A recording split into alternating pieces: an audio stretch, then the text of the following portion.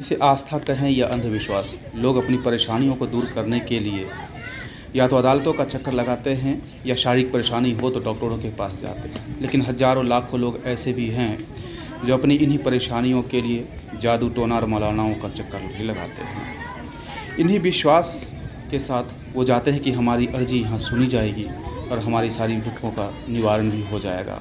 आश्चर्य की बात है कि कई लोगों की परेशानियाँ यहाँ दूर भी हो जाती हैं और उनका विश्वास और बढ़ जाता है। ऐसे ही जगहों से हम आपको एक रूबरू करा रहे हैं, वो है फिरोज शाह कोटला का किला। फिरोज शाह कोटला का किला पुरानी दिल्ली में स्थित है और फिरोज शाह बहादुर शाह जफर मार्ग के किनारे में है। 1354 ईस्वी में फिरोज शाह तुगलक ने इसकी स्थापना की थी, इस किले का निर्माण करवाया था और एक खूबसूरत शहर भी बसाया था। कहा जाता है कि उस वक्त लगभग 1.5 लाख की आबादी थी और इसकी नक्काशी और इसकी जो बनावट और संरचनाएं थी इतनी खूबसूरत थी कि इस पे हमला करने वाले दुश्मन बादशाह भी इसकी तारीफ़ करते थे। लेकिन अभी यह पूरी तरीके से खंडहर में बदल चुका है और लोगों का एक विश्वास बढ़ चुका है और इस किले को गायब पीर के नाम से भी जाना जाता है।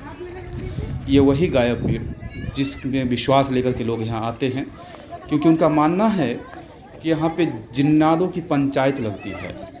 लोग अपनी अर्जी लगा करके यहाँ जाते हैं।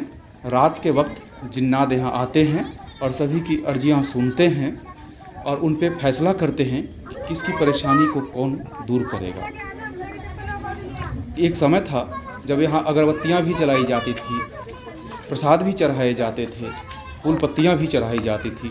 लेकिन पुरातत्व विभाग के संरक्षण और धरोहर ऐतिहासिक धरोहर के नाते यहाँ पे अगरबत्तियों को जलाना बंद कर दिया गया है। उसके निशान आज भी आप देख रहे हैं। यहाँ के पत्थरों पे जिस तरीके से काले चिन्ह है वहाँ पे अब पैसे चिपकाए जाते हैं। लोग इस आस्था से करते हैं कि उनकी परेशानियाँ दूर हो जाएंगी, जिन्नात उनकी परेशानियों को सुनेगा और दूर करेगा। वैसे तो हर दिन लोग यहाँ पे आते हैं और अपनी अर्जियाँ लगा के जाते हैं, लेकिन गुरुवार यानी जुमेरात के दिन लोग यहाँ पर विशेष तौर पे आते हैं और अपनी परेशानियाँ यहाँ सुना कर जाते हैं। फूल पत्ती चढ़ाते हैं, पूजा करते हैं, लेकिन सुरक्षा कारणों से, धरोहर की संरक्षा की वजह से इस पर अगरबत्तियाँ नहीं है जलाई जाती हैं, जो सही भी है। बात इस किले की करें तो इस किले की नक्काशी और इसके खंडहर में तब्दील हो चुकी ये इमारतें आपको यहाँ की खूबसूरती बयां कर रही हैं। आप ये देख सकते हैं जिस तरीके से जितनी खूबसूरत ये खंडहर हैं, उसकी विशेषता क्या रही होगी, वो कितना खूबसूरत रहा होगा। कोटले का इसके किले का निर्माण की ये जानकारी लगे हुए शिलापट आपको जगह जगह पर दिख जाएंगी। आप इस किला में घूमने आते हैं तो न सिर्फ आस्था की वजह से आएँ, बल्कि एक अच्छे धरोहर की जानकारी लेने भी आएँ, जो इसका निर्माण कितनी खूबसूरत तरीके से किया गया था, कितने योजनाबद्ध तरीके से किया गया था। जो आर्किटेक्चर के ज़माने में उस वक्त भी इस तरीके से इसकी प्लानिंग की गई थी, कहाँ पर क्या चीज़ें रहेंगी। हालांकि वो दूसरा विषय है और हम आपको उसकी पूरी जानकारी, इस किले की विशेषता, इसकी पूरी जानकारी आपको इस वीडियो के दूसरे पार्ट में दिखाएंगे। फ़िलहाल हम बात करते हैं उन आस्था की वजह से जहाँ पे दूर दराज से लोग आते हैं।